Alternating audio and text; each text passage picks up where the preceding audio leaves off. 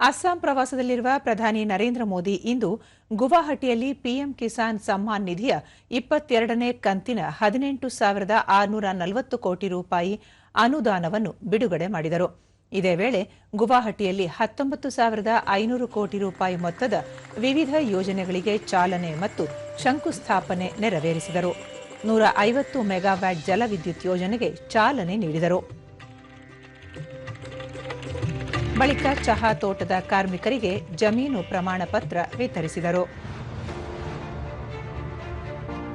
प्रधानमंत्री नरेंद्र मोदी जी का विश्वास है, अगर किसान मजबूत है तो देश अडिग है।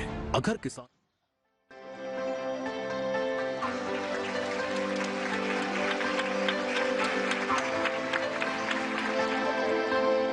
में अंतर्देशीय जलमार्ग यात्री और माल परिवहन के लिए इको फ्रेंडली और अफोर्डेबल माध्यम के रूप में उभरे हैं। पूर्वोत्तर सीमा नायक को मंच पर बुला। धन्यवाद।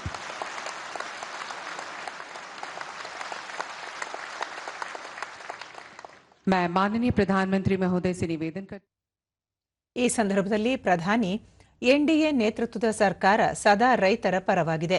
ಇದಾಗಲೇ ಕೇಂದ್ರ ಸರ್ಕಾರವು 1 ಲಕ್ಷ ಕೋಟಿ ರೂಪಾಯಿಗಳಿಗೂ ಅಧಿಕ ಹಣವನ್ನು ರೈತರ ಖಾತೆಗೆ ವರ್ಗಾವಣೆ ಮಾಡಿದೆ. ಅಸ್ಸಾಂ ಒಂದರಲ್ಲಿಯೇ 19 ಲಕ್ಷಕ್ಕೂ ಅಧಿಕ ರೈತರು ಇದರ ಪ್ರಯೋಜನ ಪಡೆದಿದ್ದಾರೆ ಎಂದರು. ರೈತರಿಗೆ ತೊಂದರೆ ಆಗದಂತೆ ಸದಾ ಕೇಂದ್ರ ಸರ್ಕಾರ ಗಮನ ಹರಿಸುತ್ತಿದೆ. ಕರೋನಾ ಸಂಕಟದ ಸಮಯವಾಗಲಿ ಅಥವಾ ಇದೀಗ ಅಂತಾರಾಷ್ಟ್ರೀಯ ಮಟ್ಟದಲ್ಲಿ ನಡೆಯುತ್ತಿರುವ ಜಾಗತಿಕ ಅನಿಶ್ಚಿತತೆಯ ಸಮಯದಲ್ಲಾಗಲಿ ಕೃಷಿಕರಿಗೆ ಯಾವುದೇ ಸಮಸ್ಯೆ ಆಗಬಾರದು ಎಂದು ಸರ್ಕಾರ ಎಲ್ಲ ಕ್ರಮಗಳನ್ನು ತೆಗೆದುಕೊಂಡಿದೆ ಎಂದು ಪ್ರಧಾನಿ ಹೇಳಿದರು. ಪಿಎಂ ಕುಸುಮ್ ಯೋಜನೆಯಿಂದ ಸಾಕಷ್ಟು ರೈತರು ವಿದ್ಯುತ್ ಮಾರಾಟ ಮಾಡಿ ಆದಾಯ ಗಳಿಸುತ್ತಿದ್ದಾರೆ. ರೈತರಿಗೆ ಸೌರ ಪಂಪ್ಗಳನ್ನು ಅಳವಡಿಸಲು, ಬಂಜರು ಭೂಮಿಯಲ್ಲಿ ಸೌರ ವಿದ್ಯುತ್ ಸ್ಥಾವರಗಳನ್ನು ಸ್ಥಾಪಿಸಲು ಮತ್ತು ಪಂಪ್ಗಳನ್ನು ಸೌರಶಕ್ತಿ ಆಧಾರಿತವಾಗಿಸಲು 60% ಸಹಾಯಧನ ನೀಡಲಾಗುತ್ತಿದೆ ಎಂದರು. ನೈಸರ್ಗಿಕ ಕೃಷಿಯನ್ನು ಉತ್ತೇಜಿಸುವ ನಿಟ್ಟಿನಲ್ಲಿ ಕೇಂದ್ರ ಸರ್ಕಾರ ಯೋಜನೆಗಳನ್ನು ಜಾರಿಗೊಳಿಸಿದೆ.